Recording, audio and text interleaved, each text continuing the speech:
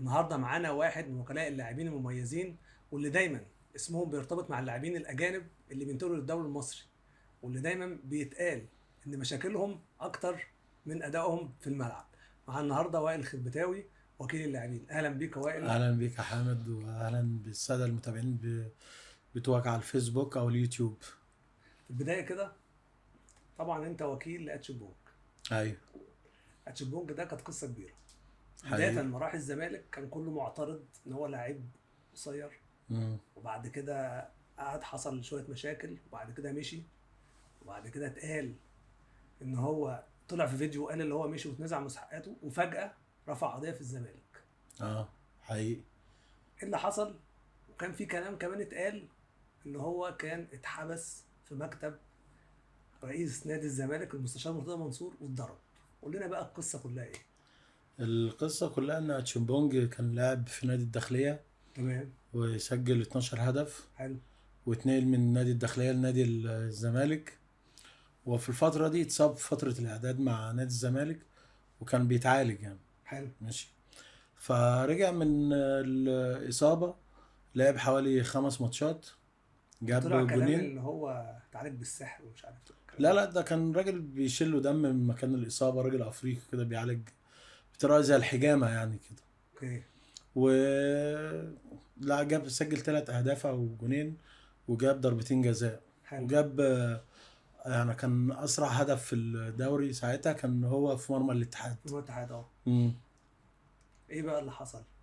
ما فيش، هو كان راح بعد كده إعارة بتروجيت، من بتروجيت رجع تاني نادي الزمالك. نادي الزمالك عايز يفسخ تعاقده، فبدأ يتمرن شوية مع نادي الزمالك، فراح لمكتب المستشار مرتضى منصور عشان يعملوا معاه ديل اللي هو يفسخ العقد.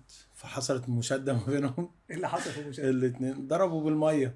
مين بقى؟ المستشار مرتضى منصور، فالواد جاب لي ازازة راح مرجعها له تاني.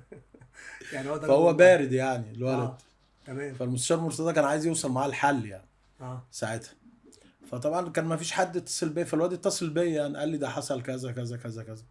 فمش عارف، بعد نص ساعة تطور الموضوع، والولد لقيته بيتصل بيقول لي انا محبوس في اوضه. واتصل بالكابتن مجدي عبد الغني، واتصل بجمعيه المحترفين في اوروبا بواحد اسمه روي. حلو. والموضوع كبر بقى ساعتها. الكابتن مجدي عبد الغني اتصل باسمه مستشار مرتضى، وقال له الولد محبوس عندك، والولد كلم كذا كذا، والولد بيقول كذا كذا كذا. بس فساعتها الموضوع اتلم في 10 دقايق وخرج الولد. بس هو فعلا اتحبس واتضرب؟ يعني يعني لا. حاجه زي كده، ما اتضربش يعني، هو بس كان متضايق منه المستشار مرتضى، اللي هو كان اسلوبه بارد معاه، قال لك طب خليك شويه كده لحد ما اشوف موضوع. طيب بس هو طلع في فيديو قال ان انا اتنازلت عن كل مستحقاتي، اه، ده ودلوقتي كان الفيديو الزمالك. ده. لا، الفيديو ده كان في الزمالك اه. دلوقتي عنده ايقاف قيد بسبب اتشيمبونج لا، اصلا. تشوبونج ما قالش كده في الفيديو. امال قال ايه؟ اللي قال له يقول الكلام قال له غلط. بمعنى؟ بمعنى اتشيمبونج كان راح اعاره للنادي في قطر في تقريبا. قطر. اه. اه، في نادي في قطر. فقالوا له انت هتمضي على ورقه مم. وهتسجل فيديو تقول اللي انت فيه، اللي انت بتشكر النادي فالواد ذكي، قال لهم اوكي انا هعمل الفيديو ده، بس عشان يبعتوا له البطاقه. بتوع الدوليه. اه، حلو. البطاقه الدوليه بتاعته.